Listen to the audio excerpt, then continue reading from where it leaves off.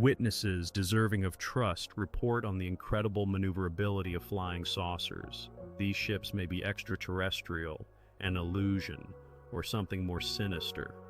A program is being considered regarding the mysteries of Nazi secret weapons and the post-war conspiracy of silence that remains unsolved to this day. The National UFO Reporting Center records approximately 400 reports of unidentified flying objects each month. The most frequently mentioned objects are those shaped like discs or triangles, as well as flying lights. Many believe in the extraterrestrial origin of UFOs, but there is another hypothesis. What we call UFOs may have been created during the years of World War II in Nazi Germany. A recent investigation established that Reich engineers were developing a flying apparatus in the shape of a disc with vertical takeoff and an advanced thrust system. After World War II, American military officials secretly transported these developments to the United States, along with thousands of German scientists and engineers. In 1947, 2 years after the end of the war, the first wave of UFO sightings was noted in the United States and around the world.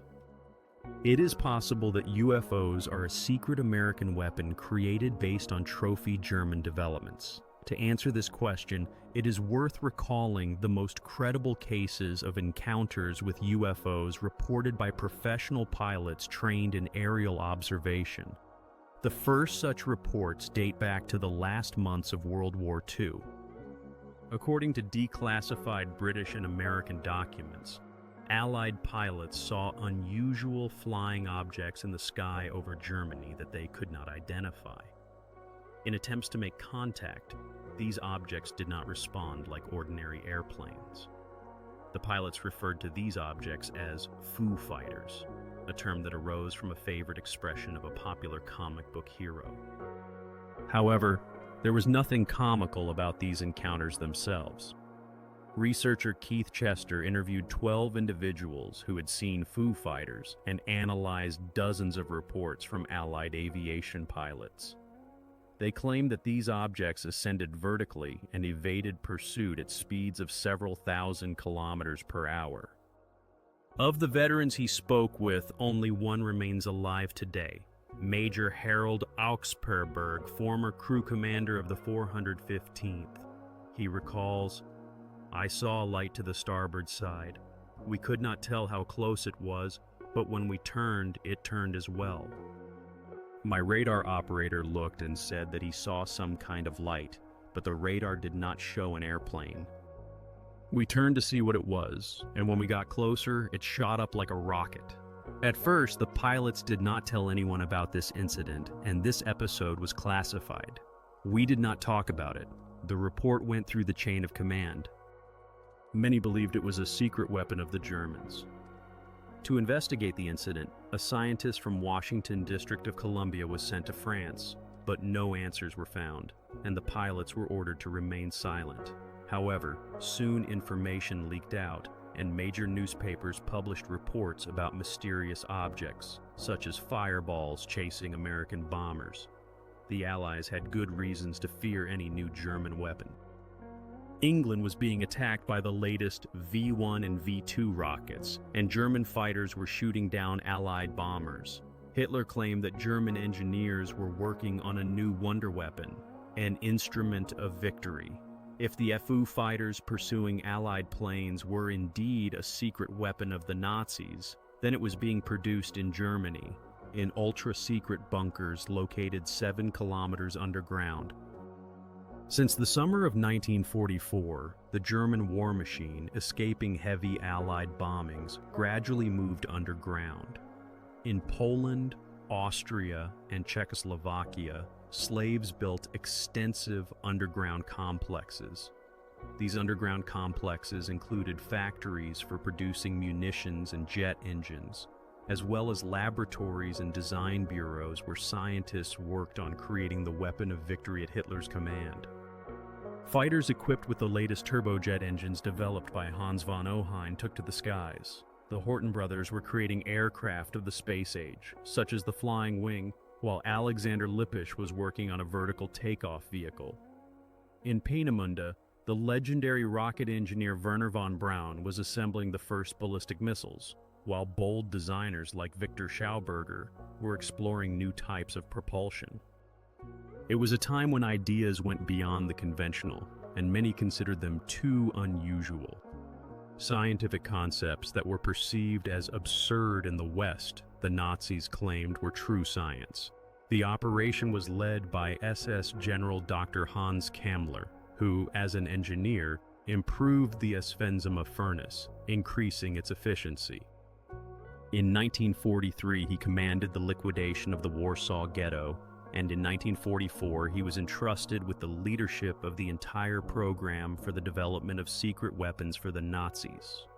At the Škoda factory in Pilsen, Czechoslovakia, Kammler and a group of selected specialists invented and tested new types of armaments. Some designs were drastically different from the usual ones, and only a small group of people was privy to all the intricacies of these developments. The Germans worked on various types of aviation weaponry, including aircraft with a rounded shape and vertical takeoff and landing systems. The first task of Kammler's group was vertical takeoff, as there were no longer any airfields left in Germany. They had been destroyed by Allied bombs. The Germans needed a combat aircraft that did not require 300 meters of tar for takeoff and landing. One of the projects, D. Glocki, seemed particularly promising. Igor Witkowski, a Polish specialist in the history of aeronautics, had been researching the Bell for over 20 years. As a result of his studies, he concluded that the tests of the Bell were conducted underground in the state of Wenceslas. The Bell consisted of a ceramic casing, under which there was a rod and two ceramic cylinders rotating around a single axis in opposite directions. The cylinders began to rotate when high voltage was applied, creating thrust. Witkowski believes that the Germans were trying to create charged vortex flows that could vertically lift an object into the air, similar to a tornado's vortex. Everything, including mathematical calculations, indicates that this was possible. The question remained, were the Germans really on the verge of a breakthrough in engine design? In April 1945, when Hitler's army was nearly defeated, it was time for scientists and engineers to leave Germany. But where were they to flee, and what would become of their inventions? Could the answer to this question lie in the crash of a UFO over Pennsylvania 20 years later? A UFO was spotted in our airspace, appearing over a village and then disappearing from sight. What is a UFO? Extraterrestrial aircraft, or does this phenomenon have a more prosaic explanation? According to trophy documents, during the years of World War II, the Nazis worked on aircraft of fundamentally different design with vertical takeoff. One of the projects, the Bell, seemed particularly promising. At the end of the war, all materials disappeared.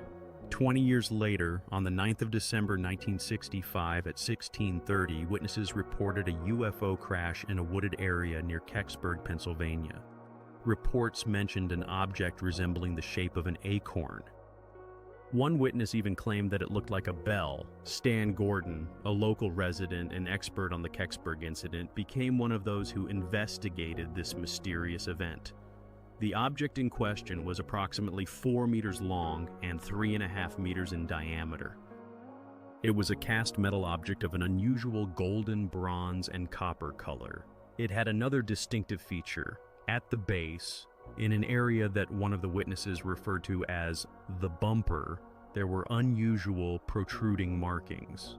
The witnesses from Kecksburg soon realized that this was a harbinger of change. Two individuals emerged from the woods and sternly ordered the residents to leave the area, declaring a quarantine. Soon, military personnel arrived on the scene.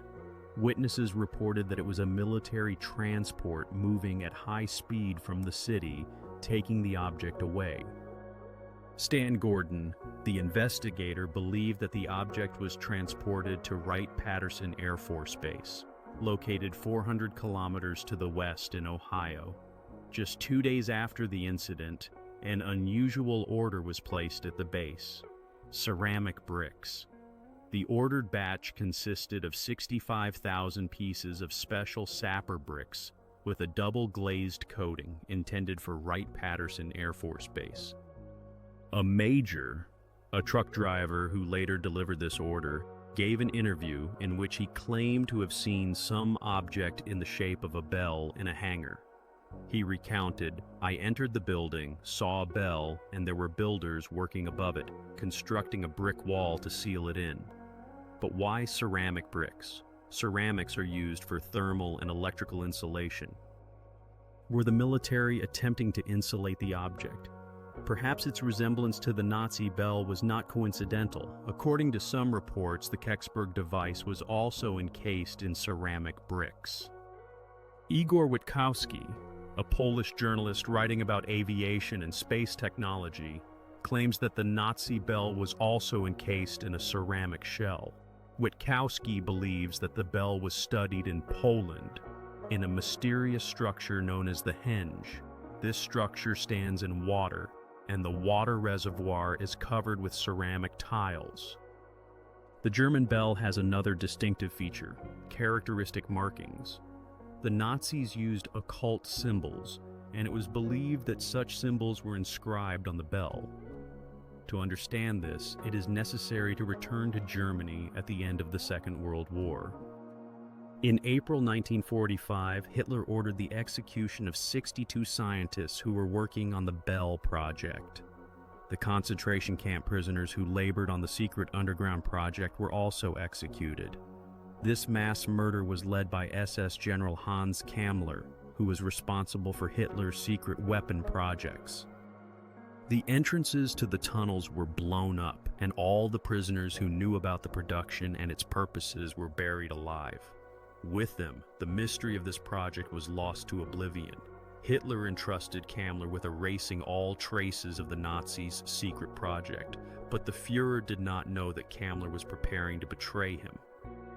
In 1981, former Hitler's Minister of War Albert Speer confessed that Kammler had shared with him his secret plans to transfer all secrets to the Americans in exchange for personal immunity. Did Kammler carry out these plans?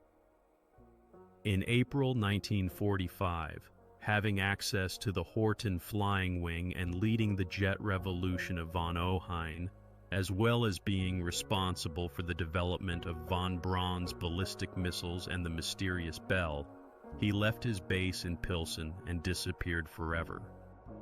We do not know what happened to Hans Kammler at the end of the war.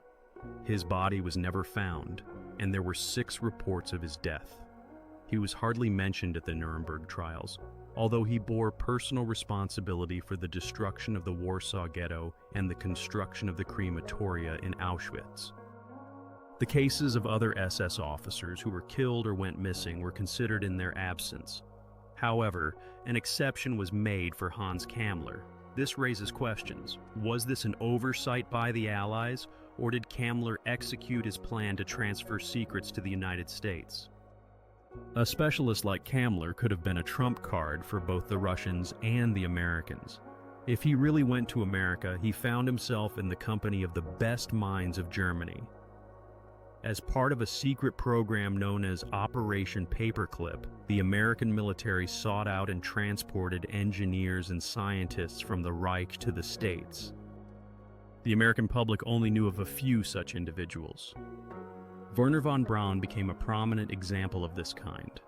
Most Americans who heard about Operation Paperclip and the resettlement of German scientists to the United States believed that there were only a few hundred such people.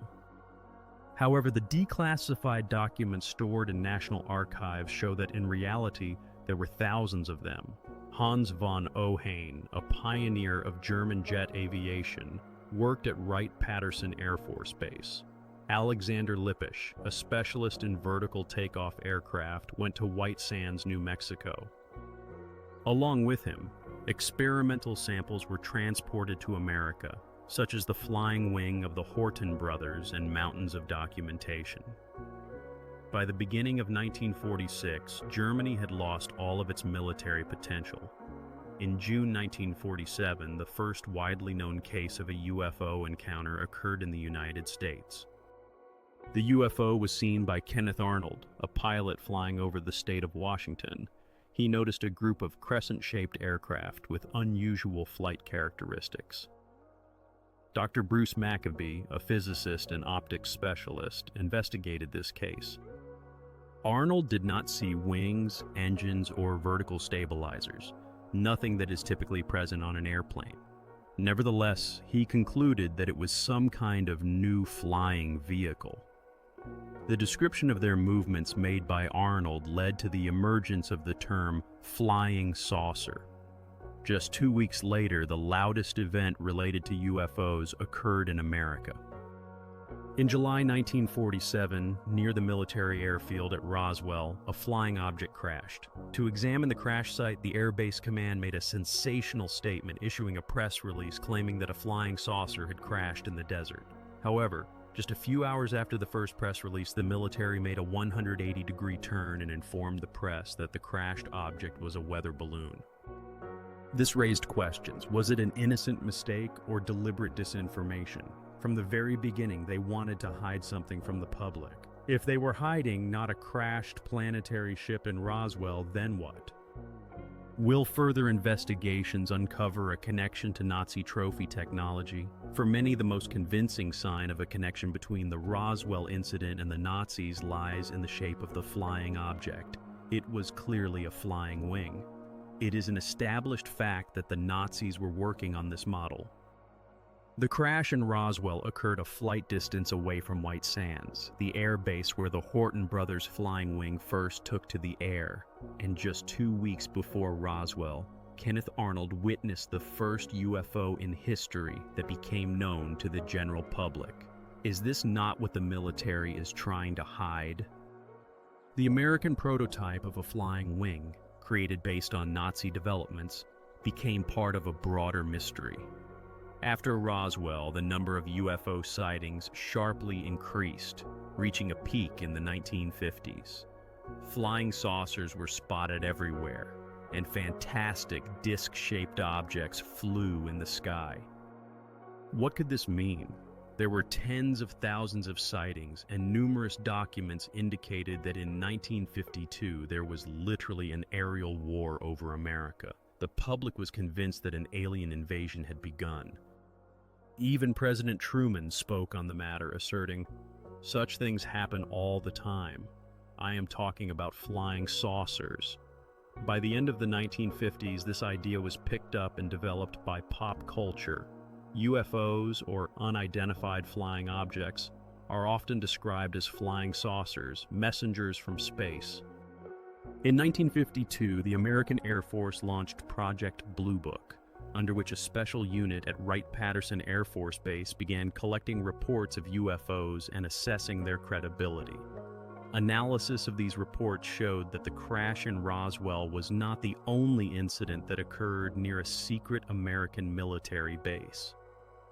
By the end of the 1950s, the topic of UFOs became popular in pop culture, and so-called hotspots were identified where UFOs were sighted.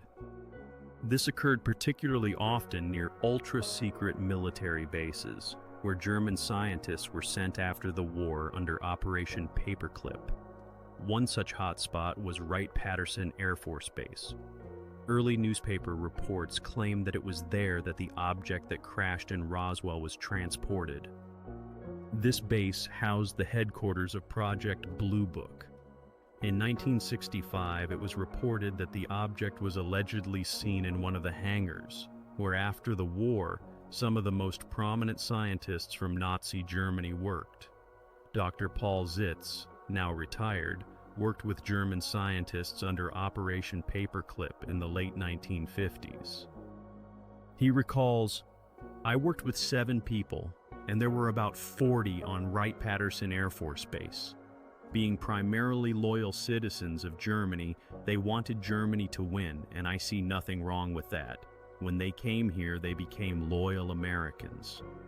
However, this loyalty did not extend to discussing Germany's most secret weapons development programs. Zitz also mentions that his boss, Dr. Wilhelm Nachtstedt, was aware of some of these radical theories of gravity and flying saucers, although he himself was not interested in the issue. Nevertheless, American military officials showed interest in these matters. According to declassified government documents from 1995, the United States Air Force spent $5 million on a top-secret program known as the Silver Bug Project.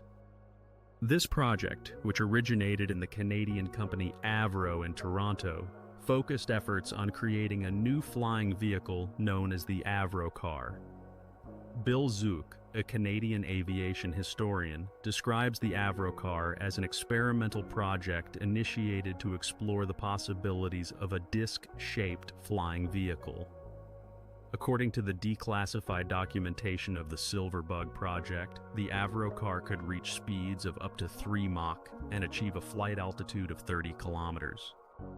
It was equipped with a vertical takeoff system based on the Coanda effect, which was discovered by Henri Coanda in the 1930s. This effect generated lift through the airflow passing alongside a curved surface. The project was led by the talented British engineer John Frost, who openly acknowledged that he drew inspiration from German research during World War II. In 1953, he consulted with a German engineer who claimed that tests of a flying disc were conducted at a special testing ground near Prague. The acknowledgement that tests of the German flying saucer indeed took place was not the only connection between the Avro car and Nazi Germany. One of the leading consultants for the project was Alexander Lippisch, the project engineer for the V-1, who worked alongside other German scientists on the vertical takeoff system. Frost worked diligently, studying the know-how of German scientists, and it seems he learned something from their developments that convinced him of the potential of the Avro car. This raises the question, could this be related to the top-secret NATO project named Repulsion? The device, created by Austrian engineer Victor Schauberger, bore a striking resemblance to Frost's Avro car, not only in appearance but also in its characteristics. Jörg Schauberger, the grandson of Victor and the owner of the original unpowered model of the Repulsion device, recalls that it was this device that brought fame to his grandfather. The Repulsion became one of the experiments in overcoming gravity using vacuum.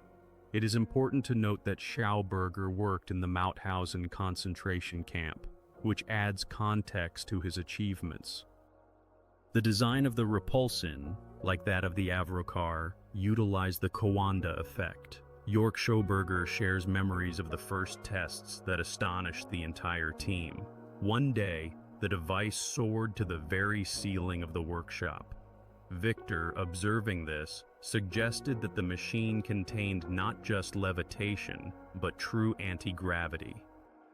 However, in 1944, when Schauberger and his group achieved certain successes, the SS ordered him to head east. In one of his letters, he mentions that he must travel to Poland to a secret factory, and after that, there was no news from him for a long time. Poland became the place where work continued on the equipment, including the Bell project, yet another attempt by the Nazis to overcome gravity. The question of whether Schauberger participated in this work remains open. At the end of the war, the blueprints and models of Schauberger fell into the hands of the Allies. After the war, Victor claimed that the United States had stolen important items from him that were necessary for his work. All functioning models of Repulsion disappeared. A few years later, when the first wave of reports about flying saucers began in the United States, Schauberger was greatly surprised. He told journalists, "I made the first flying saucer. Perhaps I am the father of UFOs." This raises the question, could Victor Schauberger's models have helped the United States in creating flying saucers? If so, they did not assist John Frost, as the Silver Bug project did not yield outstanding results. During tests, the Aerocar took off vertically, but its capabilities were limited by low power. To lift off the ground, the thrust had to operate at full power. and then it could ascend to about 1 meter, moving at that height at a speed of 60 kilometers per hour. Frost proved that from an aerodynamic perspective, a flying disc is possible, but he had neither the time nor the resources to develop a sufficiently powerful engine. In 1961, the Silver Bug project was closed, and all rights to the aerocar were transferred to the Ministry of Defense. It seemed that the idea of flying saucers had been buried, but was that truly the case? Just 4 years later, in 1965, a bell-shaped object crashed in Kecksburg, Pennsylvania. Representatives of the military and government agencies of the United States immediately appeared at the crash site. One eyewitness claims that the object remarkably resembled the Nazi flying apparatus Bell. This raises questions. Did secret developments of trophy German technologies continue? And if so, is it possible that they remain secret to this day? Former journalist Bill Swidman, who specialized in aviation and investigated secret projects, claims that these projects are funded by Congress, but the Department of Defense does not acknowledge their existence. This means that the very fact of the program's existence is a secret, and its functions, goals, and objectives are not disclosed. If the Air Force continued to work on the flying saucer program, it could be hidden in the area of Groom Lake in the Nevada desert, known as Area 51. This territory, exceeding 5,000 square kilometers, is remote, uninhabited, and heavily guarded. The legendary Air Force testing ground for ultra-secret experimental aircraft. If you get too close to Area 51, you will see a warning sign ending with words printed in red: "Shoot to kill." By the most conservative estimates, the costs of secret programs related to Area 51 amount to around $45 billion a year. The secrecy surrounding this area and the strict restrictions imposed on personnel maintain a wall of silence. People who have worked on these programs experience serious fear, fearing that the disclosure of information could lead to long prison sentences. This fear keeps them silent. In 1975, work begins on the ultra-secret Stealth program, a fighter jet invisible to enemy radar. The project is carried out in a secret facility at Wright-Patterson Air Force Base, where test flights are conducted at night. Even the base command did not know what was happening. The project remained secret for 13 years, until 1988, when the world first saw the incredible F-117. Then followed the most secret of all projects, the stealth bomber Northrop B-2. Jack Northrop had long been fascinated by the idea of a flying wing, understanding that the most effective way to reduce drag is to eliminate the tail and fuselage. The Germans demonstrated that this was possible in the design of the jet aircraft Horten H-9. Only one prototype remains, which never flew, and after its capture by the Americans, it was placed at Wright-Patterson Air Force Base. When the B-2 bomber was first unveiled to the public in 1988, it bore a striking resemblance to the German H-9, the flying wing, as well as the famous UFO that Kenneth Arnold spoke about. Perhaps all of this was part of a design process that stretched over 50 years and produced an aircraft that the uninitiated could easily mistake for a UFO. One thing remains clear.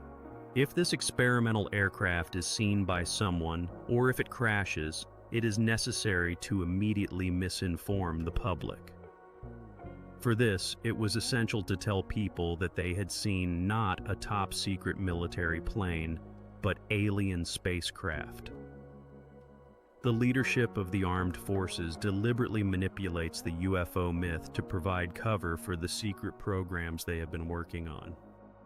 In 1997, the CIA admitted that it had actively participated in a disinformation campaign about UFOs. Every time the subject of Area 51 comes up, someone starts talking about UFOs and little green men. If this is the result of a conscious attempt at disinformation, then the organizer of this campaign could be congratulated for the skill of execution. So what is happening in Area 51? Thousands of people are still working there, even though the tests of the last Tacit Blue aircraft were conducted in 1976. Thus, for over 30 years, work has continued on secret programs that cost hundreds of billions of dollars. Horton H-9, Roswell, Stealth, F-117B-2, all of this is securely kept secret by the U.S. military, including information about flying saucers. And what about other countries and witnesses? Is there an explanation for the astonishing cases of UFO encounters outside the United States? And does this explanation lead to the engineers of Nazi Germany, Nazism, and the UFO mystery? Of all the legends surrounding Nazi UFOs, the most controversial rumors are that some Nazis escaped from defeated Germany along with experimental flying vehicles. There is substantial evidence that some high-ranking SS officers indeed avoided capture by the Allies and went underground. In the far south of Latin America, in Argentina, Uruguay, and Paraguay, there are vast German enclaves. One of those who disappeared without a trace was General Hans Kammler, the head of the secret German program for developing new weapons. If anyone knew the truth about flying saucer technology, it was him. On the 17th of April 1945, Kammler sent his last telegram, in which he rejected the request of SS Chief Heinrich Himmler for a Junkers truck. Why did Himmler need a truck? This question raises a multitude of speculations. Some experts suggest that the truck could have been a code name for the six-engine Junkers 390, an aircraft capable of flying 10,000 miles without refueling. Only 2 such aircraft were built, and one of them was in Kammler's possession. After the war, the Junkers 390 was never found. This raises questions. Did Kammler use it to escape? If so, where could he have fled to, and what did he take with him? In 1945, there was a surge of UFO sightings over South America. This suggests that Hitler's engineers may have found a new base. In the early post-war years, thousands of UFOs were observed primarily in North America, which allows for the assumption that the Nazis fled to South America and continued their experiments from South American bases. The president of Argentina, Juan Perón, authorized the issuance of 1,000 passports to Nazi scientists and engineers. War criminals such as Klaus Barbie and Adolf Eichmann were eventually found in South America. Reimer Horton, the creator of the flying wing, moved to Argentina in 1948. Since then, the number of UFO sightings in South America has continued to grow alongside reports from the United States. However, there is no reliable information that Kammler or other designers developing flying discs joined these hiding Nazis. Where could Kammler have disappeared to? According to some reports, he and his group fled to Antarctica at the end of World War II. It was said that the Germans attempted to establish a permanent colony in Antarctica. It is known that from 1938 to 1939, Germany outfitted an Antarctic expedition and claimed rights to part of the territory, achieving significant success in constructing underground bases. This Antarctic version is supported by the actions of the American military fleet in 1946, just 1 year after the end of the war and a year before the crash in Roswell. Operation High Jump became one of the most thrilling episodes of this entire story. Admiral Richard Byrd, the most famous American Arctic explorer, led an expedition to the South Pole in 1947.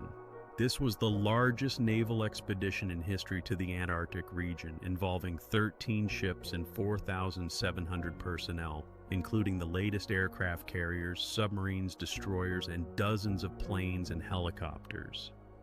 According to the official version, the mission of the expedition was to assess the capabilities of American forces to counter the Soviet Union in the event of an invasion of Antarctica. At the same time, Admiral Byrd was asked to check the region for the presence of Nazis. The expedition High Jump was planned for 8 months, with supplies for that duration, but the team spent only half the time there before hastily packing up and leaving. The reasons for such a sudden departure remained unclear. Soon rumors began to circulate that something unforeseen had occurred, prompting the fleet to retreat. Admiral Byrd's statements did not clarify the situation. On the way back, he spoke to reporters about strange things, such as that the United States must be prepared to fight against flying vehicles capable of covering the distance from pole to pole at incredible speeds. This was taken as indirect evidence of his encounter with a Nazi flying disc, against which his aviation could offer no defense. The mysteries of the Nazis remain a complex, captivating, and controversial issue. In 1944, Allied pilots saw UFOs over Germany. In underground bunkers, engineers were secretly assembling aircraft bodies and engines. At the end of the war, an SS general who led secret research disappeared without a trace. His scientists, their research, and experimental models were captured by the United States Army and transported to America. 2 years later, the first wave of UFO sightings began over America. Some experts suggest that these could have been prototypes of trophy Nazi aircraft, such as the H-9 and the Flying Wing. By the late 1950s, the United States Air Force began funding the Avrocar project, a flying disc that outwardly resembled a secret German project known as the Repulsine. In 1965, an incident occurred in Kecksburg, Pennsylvania, involving a UFO that reportedly had the shape of a bell and was covered with distinctive symbols similar to those used on Nazi aircraft, supposedly built at the end of the war. These events raised numerous questions about the mysterious secrets of UFOs. Is it possible that the Nazis actually created a successful prototype of a flying disc, and that the governments of the United States and other countries secretly continued work on this project? Were all mysterious flying objects created by earthly engineers? Is there a possibility that the government and military will ever reveal the truth about UFOs in our airspace? If it were suddenly necessary to acknowledge that flying saucers are a reality, it could deal a serious blow to trust in the United States government. When asked when the government will acknowledge this fact, many experts respond that it is unlikely to ever happen. The mystery of the Nazi UFOs remains unsolved,